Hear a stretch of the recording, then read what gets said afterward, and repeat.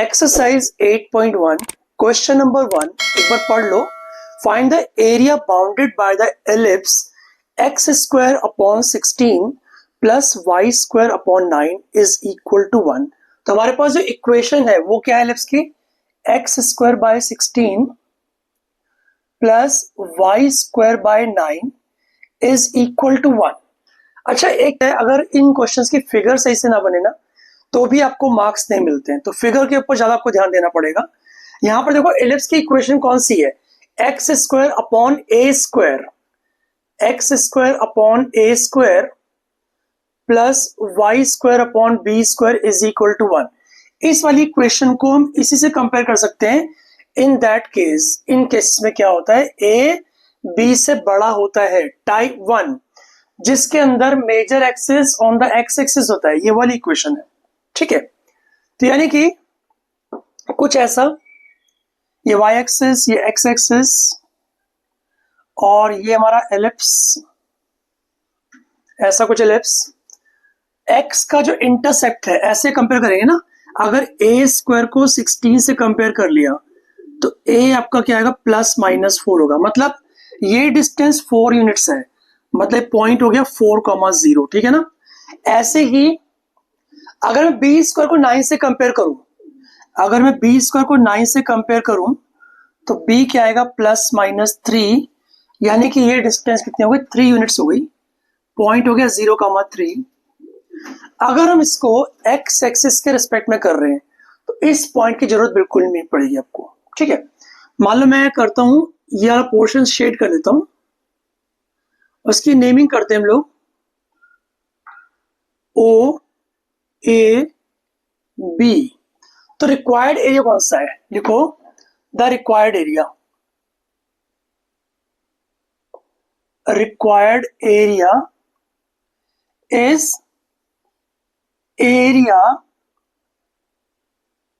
Bounded by the region O A B O. तो इस area को हम लोग अगर 4 से मल्टीप्लाई कर दें तो ये आपका रिक्वायर्ड एरिया कहलाएगा, है ना। तो आपको ये निकालना है 4 times the area bounded by the region O A B O. अभी ओ ए बी ओ निकालेंगे कैसे एरिया इसका, तो देखो 4 times integration, lower limit check करो क्या होगी, 0 होगी, बिकॉज इस पॉइंट पर एक्स कोऑर्डिनेट 0 के इक्वल है, तो 0 हो गया। अपर लिमिट हो जाएगी 4, और फंक्शन में से y की वैल्यू निकालनी होती है, तो यहां से y निकाल लेते हैं एक बार। तो अगर x square upon 16 plus y square upon 9 is equal to 1 है, तो मेरे पास देखो क्या आएगा, y square upon 9 is equal to 1 minus x square upon 16 आएगा। तो यहां से आ गया y square by 9 is equal to 16 minus x square upon 16। तो वाई स्क्वायर बन गया 9 by 16 times 16 minus x square, तो वाई बन जाएगा 3/4 under root of 16 minus x square. तो यहां पर लिखेंगे y की वैल्यू 3/4 बाहर जाएगा पहले, into under root of integration of under root of 16 minus x square dx, जिसको हम 4 स्क्वायर बोल सकते हैं, तो यहां पर मैं लिखूंगा 4 स्क्वायर। ठीक है, integration of under root of a square minus x square का रिजल्ट क्या होता है, ये होता है x/2 under root a square minus x square plus a square by 2 sine inverse x/a plus c. Plus c भी होता है, याद रखना, बट यहां पर प्लस सी नहीं लिखूंगा बिकॉज ये डेफिनेट इंटीग्रल है, तो 4 कट गया, यहां पर 3 आया। क्या लिखेंगे, x/2, तो x/2 under root a square minus x square, तो 16 minus x square plus a square by 2, यानी कि 16/2 साइन इनवर्स x/a यानी x/4। अपर लिमिट कितनी है, 4 है, लोअर लिमिट 0 है।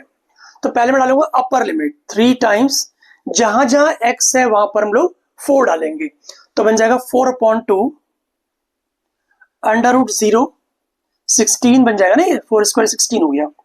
ऐसे यहां पर देखो 8 टाइम्स साइन इनवर्स 4/4 1 हो गया, माइनस अब डालेंगे जहां जहां x है वहां पर 0 डालो तो पूरा 0 ही बन जाएगा। तो आपके पास बच क्या रहा है, 3 times 8 sine inverse 1 is pi by 2, तो आंसर हो गया 12 पाई स्क्वायर यूनिट्स। ठीक है ना, आंसर आ गया 12 पाई स्क्वायर यूनिट्स, जो कि इस पूरे एलिप्स का एरिया है। अगर इस क्वेश्चन के अंदर आपको किसी भी स्टेप में डाउट हो तो कमेंट सेक्शन में कमेंट करके पूछ सकते हो, मैं आपको जरूर रिप्लाई करूंगा। Thanks for watching, bye bye.